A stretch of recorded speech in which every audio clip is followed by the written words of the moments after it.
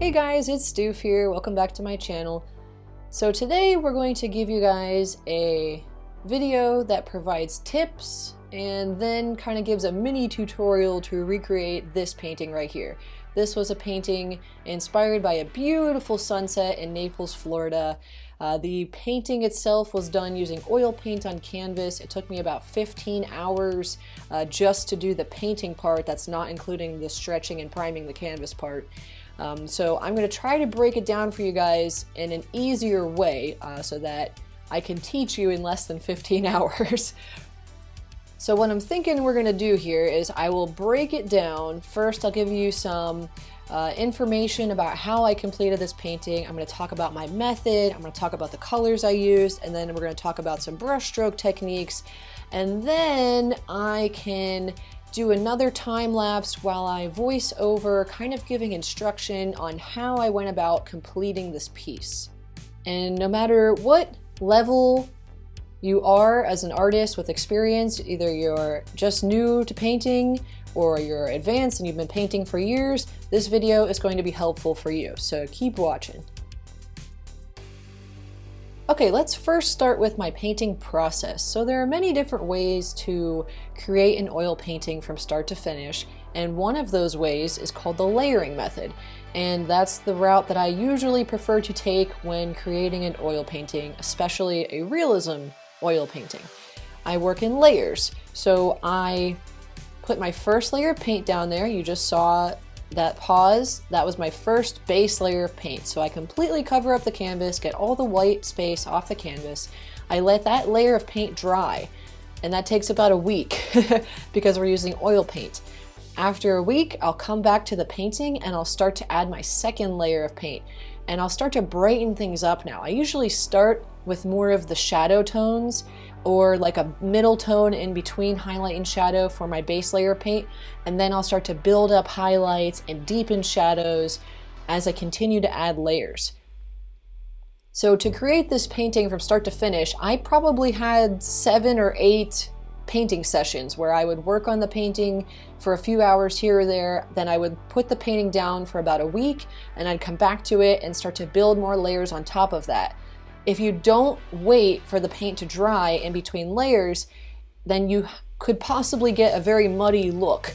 And a lot of beginner oil painters struggle with this. They wonder why their colors get all muddy, and that's because they're not waiting long enough for the first layer of paint to dry before they add their next layer of paint on, so the colors blend together and end up creating like a brown, mucky, not vibrant color. And if you're planning to recreate this painting using acrylic paint, then you could get this painting done in much less time than me. This painting took me almost a month to complete, but for you, it may take 3 days if you're using acrylic paint, because acrylic paint only takes about an hour to dry in between each session, so you can go back and keep adding more layers throughout the day. Alright, so now you guys know that I use the layering method to complete my realism oil paintings. Now let's move on to the colors that I used in this painting. The colors are very important. Alright guys, the colors are super important to recreate this painting. There's a warm and a cool variation of almost every color to get this painting to read accurately. You're going to need all of these colors. So I'm going to go through the colors really quickly, and then I'll give you some additional information that might be helpful for getting your colors in the sky. So we have sap green, we use that in the water. We have, this is like a turquoise green color, I use that in the water as well.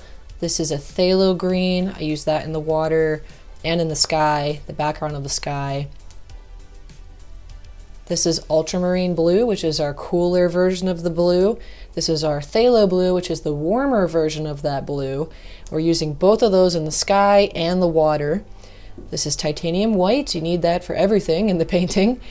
This is like, this is from my collection of portrait painting tones that I bought. It's like a, it's kind of like an earthy brown. The color doesn't have a name. I think it's just called medium brown. But if you can blend yellow ochre with your burnt umber, you'll get something close to that. You might need to mix like a little bit of ultramarine blue too.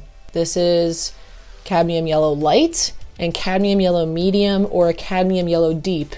These are very important colors for transition of that sunlight coming right out from around the sun. This is a cadmium orange, which is really important for the area under the clouds, under the sun.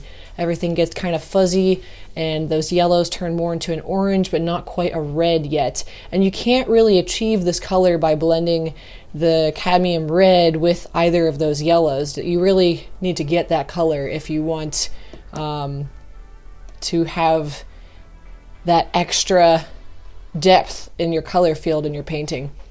This is cadmium red light. You can blend that with the yellows to transition from the yellows into more of the reddish purples. We don't really use pure cadmium red anywhere in this painting. It's blending with another color everywhere in this painting.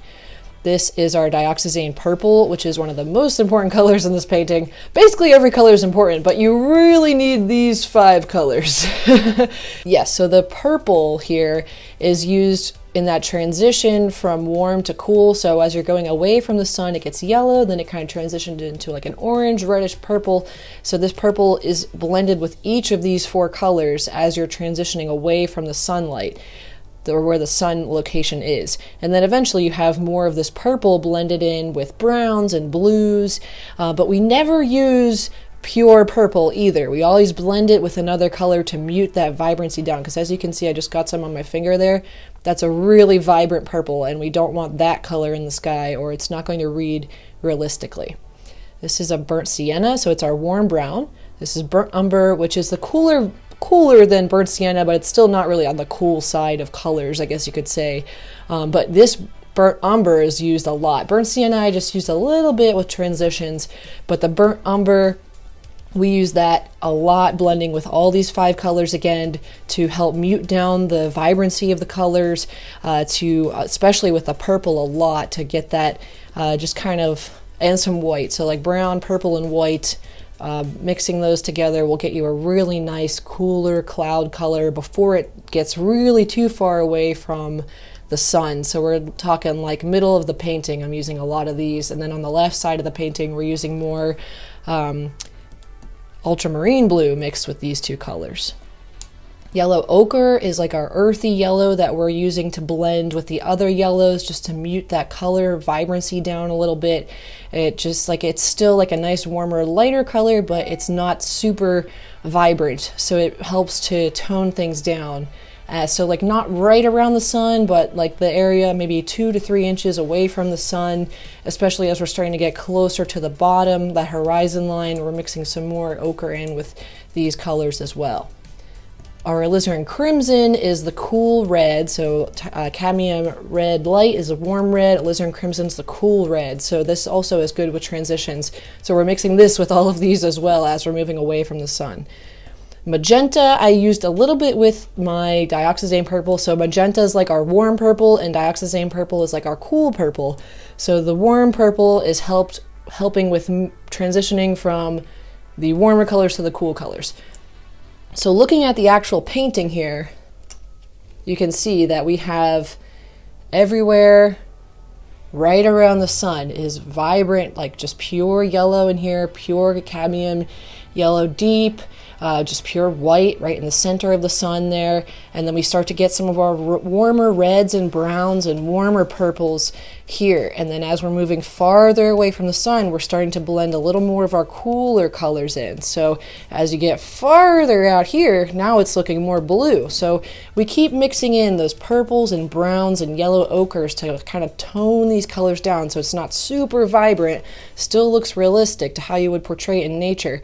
And then you get more and more blues as you're getting farther away from the sun. So we have bright, vibrant colors right here, white, turning into yellow, turning into orange, turning into red, turning into purple, and then turning into blue as we get really far away from the sunlight. All right, now that you have seen the colors that we use for this painting, let's talk about the brushes and some brushstroke techniques for this painting. So I used a variety of brushes for this painting. I used some larger flat tip brushes, I used a medium-sized round tip brush, I used 2 short bristled flat tip brushes, I used 2 very fine flat tip brushes that have barely any bristles left on them, And then of course I use my liner brushes for the finest details. So now let's break it down into each brush that I used and how I use this brush in the painting. Let's start with those two large brushes. I use the large brushes for my base layer of paint, just blocking in that first initial layer of color as quickly as I can. You're welcome to use a palette knife for blending on your palette and then get that paint onto your brush and then thickly apply that first layer of paint. I also use those large brushes for blending when I first get that background color for the sky in. Before adding any detail to the clouds, I have to make sure that I have a nice transition from that orange going up to yellow, going up to like a greenish color, then going up to that phthalo blue at the top of the canvas. And that big flat tip brush is great for blending. Moving down in brush size, now we have that medium round tipped brush, and that is also great for blending. It's also great for my second layer of paint that I put down when I start to add some clouds without getting too detailed yet. Using a larger brush allows me to work a little bit more quickly and add some more color to the canvas, but it doesn't allow me to get super detailed. And next we have our short bristled flat tip brushes. And these guys are, because they have a shorter bristle, they're better for pushing paint around on the canvas. So you can use them for blending, but it's not going to give you like a thick color that like gives you a really smooth transition. It's better for like getting like a hazy overlay almost. So like I use that for getting that initial glow of the light on the clouds. I used it for getting some of the lines painted in the ocean when I wanted the colors to blend but not be too bold. Like it's nice for muting things down a little bit and like softening a little bit. I also use these short bristled brushes for dry brushing techniques, so it helps to get that puffy cloud texture, like the clouds are just hazily dispersing into the atmosphere. And the remaining brushes are used for fine detail in the painting. So I've had a couple layers of paint down already at this point, and now I'm ready to start defining details in the clouds. I'm starting to boost little highlights, so those tiny little bright ridges at the tops of the clouds or the bottoms of the clouds where the sun is illuminating that back part of the cloud with light. Those are created using liner brushes or those fine flat tip brushes. All of the ripples on the water, every little shadow and highlight on the water is created using those liner brushes, signing my signature and also painting the birds. Basically, all of those finishing touches are done with the fine brushes.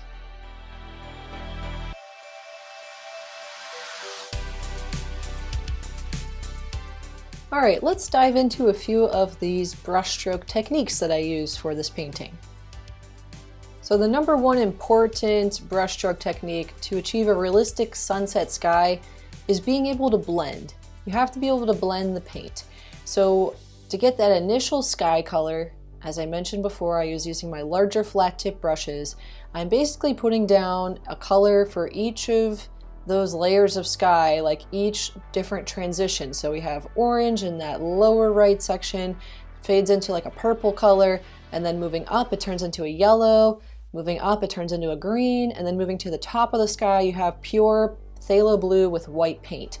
So we need to transition all of those colors so they just softly blend into one another.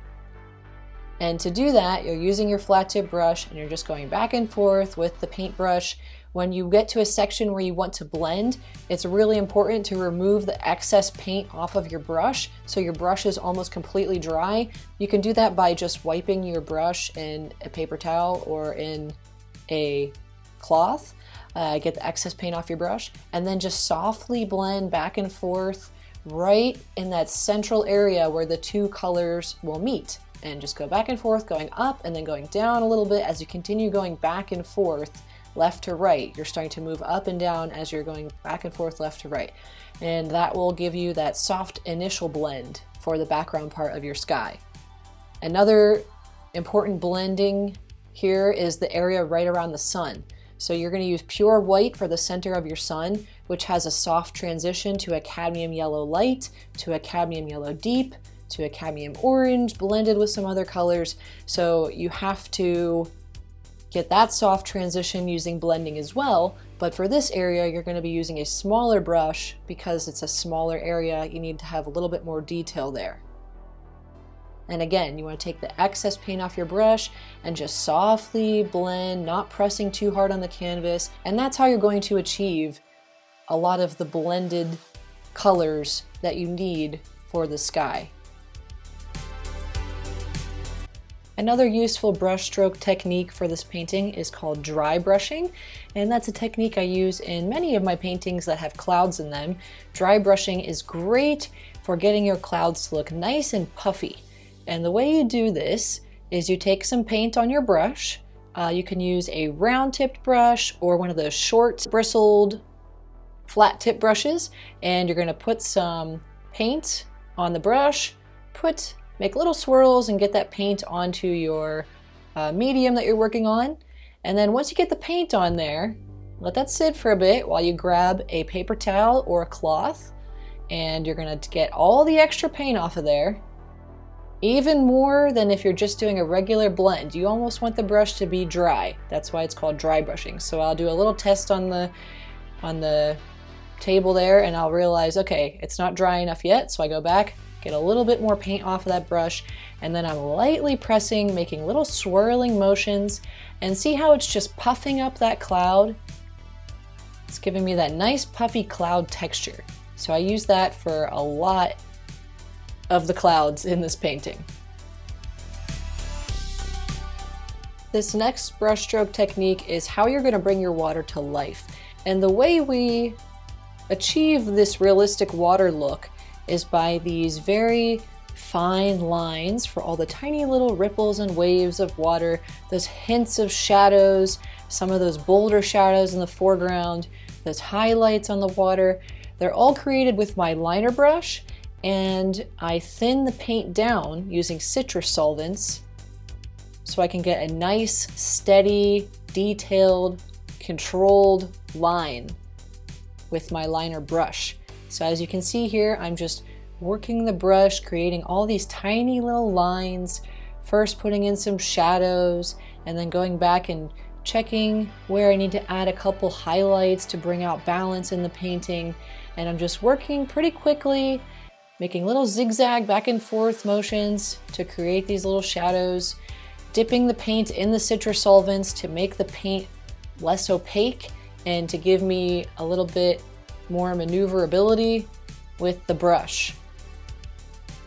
This is like my signature thing. I do this in all of my realism landscape paintings, especially when there's water or something with a reflection in it. You really need a liner brush, and you always need to thin down that paint. Alright guys, so now we talked about my painting method, the colors I used in this painting, and the brushstroke techniques that can help you to recreate this piece. Now let's just go over the painting process from start to finish, and I'll give you a couple more little details and helpful tips to recreate this painting. Alright, so we're starting out with just the blank canvas, putting in our base layer of paint. We're starting with that phthalo blue and white at the very top, starting to mix in phthalo green and more white as we're moving down a little bit, and then we clean off the brush, maybe even switch to a different brush, and then you want to start with the left side right above that horizon line, adding some cooler purples and browns, and then fade that into your cadmium orange with white. You're going to clean off your brush, then you're going to start to add just some cadmium yellow, white, and maybe a hint of ochre, and put that above the orange and purple but below the green, and then you want to blend those all in together. And try to leave an open space for where your sun is going to be. Leave that canvas white and blank for now, or put some white paint down just so that you already have a pure white section of canvas to work from to get that really nice glow for your sunlight. While the paint is still wet in the sky, I started to block in a few shapes for the clouds, not putting the whole entire sky in yet. And then I started to fill in the base color for the water. And we have more cool greens and browns on the outer edges of the water, and then the reflection of the sun, the area of water just below the sun, has lots of orange, yellows, and then we have red and pinks as it's transitioning from yellow all the way to our blues. Next, I let the painting dry, came back with my second session where I started to warm up and make the sky more vibrant. And I started making some adjustments to my clouds here too. So I'm using my smaller brushes to create those bright highlights on the edges of the clouds, below and above the clouds where the sun is illuminating, and just brightening up those highlights, putting some clouds there. The sun actually brightens up the sky above that section of cloud. It gives us more of a warm color in the sky itself. I guess the particulates in the air were capturing and we're bouncing off that color. So we do have a little bit of like purpley brown in the actual sky. And then I started to add some highlights there, which is some white and cadmium yellow, again continuing around the clouds. Next, we're moving back down to the water while the sky's drying some more, and I'm starting to make the colors, just build up those colors more. Originally, it was just kind of all mucky and blurred together, and now I'm just starting to build up more of the vibrancy and the highlights and putting that initial layer of highlights where the sunlight is reflecting on the water. Now I'm taking my short bristled brush, pushing the paint around a little bit, warming up that horizon line just below the sun. You want to use nice orange and reds and purples on the horizon line right under the sun. And then we're moving back up to the sky on the left-hand side of the sun and starting to add more highlights. Now that these clouds have dried, I can start to build up some more color without it getting too mucky and blended. I'm using my little short bristled brush there, and then I realized that because I was recording, I was sitting to the side and I made my horizon line crooked. So that's what that, you just saw that canvas stretcher bar there. That was to fix my horizon line. Now I'm going back and I'm just warming up the sky some more, muting those colors down. I'm using my short bristled brush to push that paint around so it blends in a little bit better and it kind of tones down the brightness and that saturation of those clouds under the sun. Pushing the paint around so I get a little softer blend, using a little bit of my dry brush technique there to let the clouds kind of get hazy towards the edges. And then we start to add some shadows to the ocean, building up more layers. So now our layer that we previously did on the ocean has dried and we can go over it. And then I got bored with the ocean, went back up to the sky, started building up some ultramarine blue with a little bit of dioxazine purple and like a hint of brown. And then later I go back and I adjust this because I think it's a little too vibrant. Starting to darken the edges of the water here, then add some highlights on top, using my turquoise blue with some brown, a little bit of sap green in there as well. And whenever you use your liner brush to create your little highlights and reflections on the water, you want your little brush strokes to be smaller and closer together as they get farther away from you, so closer to that horizon line. And then the brush strokes closer to the viewer, like at the shore of the beach here, those are going to be thicker, darker lines of paint. And in the water, we have a lot of random little color variations that the water was just reflecting the colors in the sky, and it just getting all these little subtle color variations is going to help bring your water to life as well. Like there are little hints of that light purple, orange, pink, just like little line, take your liner brush and do little lines of it, and then you kind of go back and forth going up in little sections, and it creates these little highlights that are kind of reflecting what you see in the sky, just not because the water's not still, you're not getting like a perfect reflection of the sky, but you are getting a reflection of those colors in the sky on the water. And I keep building up my highlights. You never use pure white for your highlights on the water. You'll blend a little bit of cadmium yellow in there, a little bit of yellow ochre, with like a hint of phthalo blue and white, maybe hints of brown as well. But you never want to use pure white unless you're doing the section directly under the sun. That is pure white right there, I guess. But all the other little highlights in the water, don't use pure white. Here I'm continuing to build up the highlights and shape my clouds using my finer brushes, my little fine round tip brushes, my fine flat tip brushes, my liner brushes, and I'm just starting to give the clouds some depth by adding subtle highlights and shadows, tone variations, getting some cooler colors in there as well, muting down some of the other colors. Using my flat, short bristled brush here to continue blending and kind of push that paint around, getting more of the little dry brush look at the base of these clouds. I'll put in a little line of paint for a highlight, and then I'll blend it out, just buffing out that paint using the short bristled brush. It's kind of pushing the paint around so it goes exactly where I want it to go. Creating the puffy clouds on the outer edges of the canvas, boosting more highlights. So the highlights here have yellow ochre, cadmium yellow light, cadmium yellow medium, white, and maybe a hint of magenta or a hint of like a rose or a crimson color, just to make it not be pure yellow. You want it to have a little more of that like peachy golden color for the highlights on the clouds. Don't use pure white for your highlights on the clouds unless it's the area just above the sun on top of those clouds there, and then it kind of fades out into a yellow.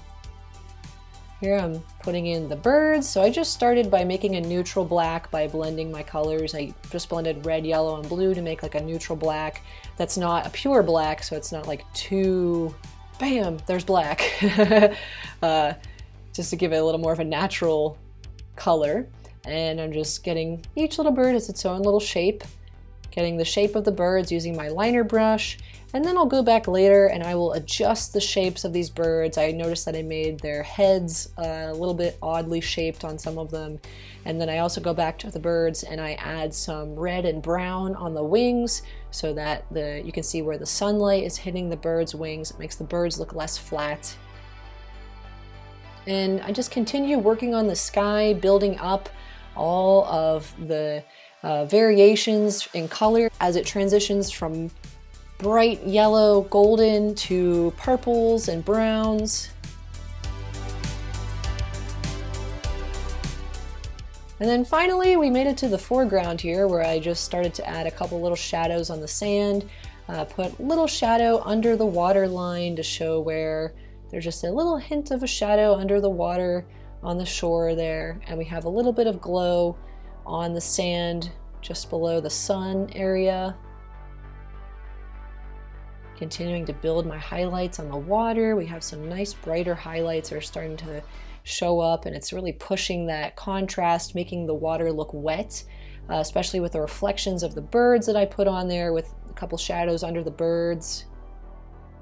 And at this point, I'm really just trying to find that balance now. I'm not really even looking at the reference photo anymore. I'm just trying to find a good balance between highlight and shadow and make sure that this little bit of wave here at the water is reading accurately. So that tiny wave we see just below the sun, you want to make sure you use some warmer colors in there for the section directly under the sun. Basically everything right under that sunlight is going to be warm with reds and browns and yellows, and then everything as it's getting farther away from the sun starts to get more of the cool colors. So I know that was a lot to take in just a few minutes there, but I think with me breaking down the method that I used, explaining the colors, the brush strokes, and then basically just walking you through this whole process, you can do this, guys. You can do it. Just take your time with it. You absolutely do not need to go into this much detail. This is one of my fine art pieces. That's another reason why I couldn't give you guys a full tutorial, because I put 15 hours into completing this painting, and nobody wants to sit around and watch a very repetitive painting tutorial where I do a 15-hour real-time painting. So I broke this down into like the methods and the colors and the brush strokes, and then explained the process so that you can kind of pick and choose the information that you haven't been exposed to yet or needed to brush up on, and then you can go ahead and attack this painting and get it done yourself. If you guys do recreate this painting, then you can post it on your Instagram and just tag me so I can see it. My Instagram page is The Painting Stoof, and don't forget to follow me on Instagram and subscribe to my YouTube channel so you guys don't miss my painting videos that come out every Thursday. Thanks and have a great day, guys. Happy painting. Bye-bye.